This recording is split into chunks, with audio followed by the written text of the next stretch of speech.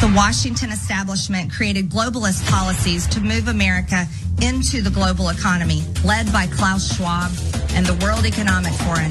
And now the war hawks, globalist elites, and neocons are beating the drums of war. If we had real leadership in Washington, if we had real Americans in Washington that cared about our country, they would be only fighting and legislating and voting and passing laws to stop the globalist agenda, to stop this assault on our values, our freedoms, in our country.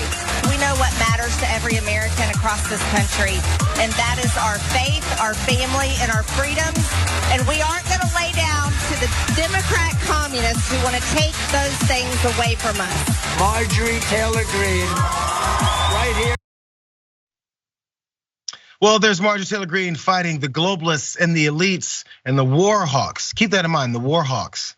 Because, since she's fighting back, you'd think she would back that up with her actions. Let's go into some of her actions.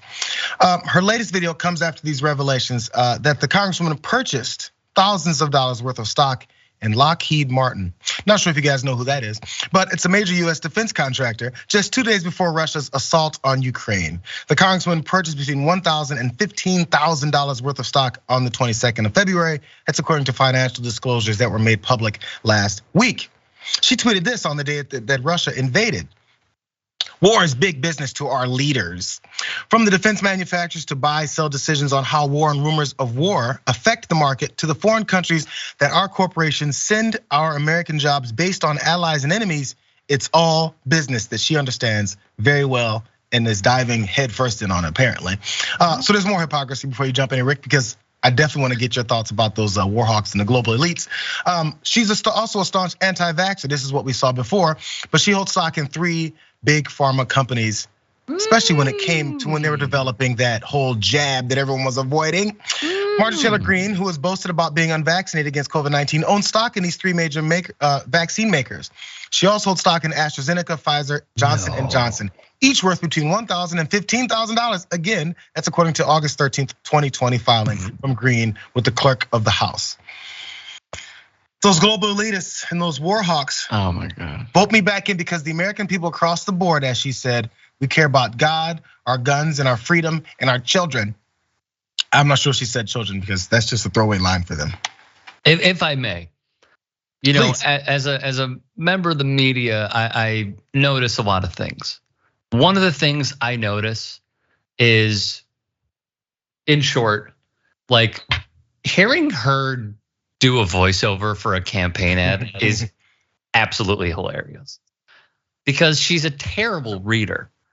And aside from being a terrible reader, she is using by far the cheapest microphone one can find. She's using like those old, like one of our producers is using it, and it's not a knock on her. She's not doing voiceovers. Like she's just trying to get audio, okay?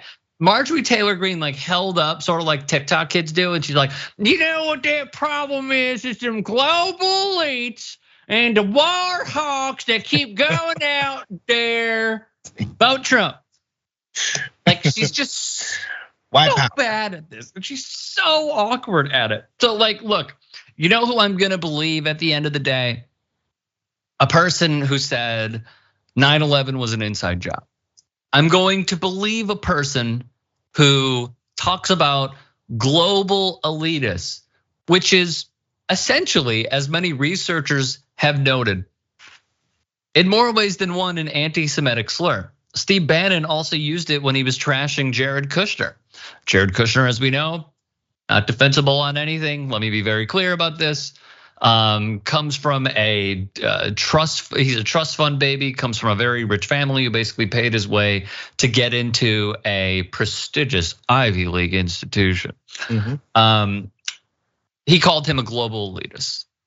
Like basically what it's saying is there is a cabal of Jewish people who control the world. Like these are red flags. They should be red flags for many people.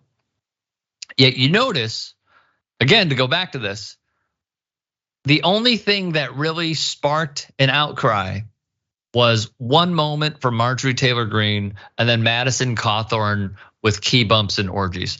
None of this is a problem for any Republican lawmaker because they've already deemed Kinzinger, Cheney.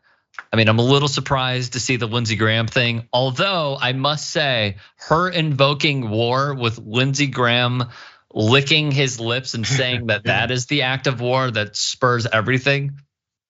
Didn't know that. Yeah, the imagery is just supposed to make him look disgusting, which it worked out. I understand, but like also going on and saying like Parkland was an inside job in order to drive down like gun ownership and gun laws. Like, look, that's an Alex Jones talking point. She is nothing more than that, and she is using all of this hate and fear to, as you put very well and astutely, make money.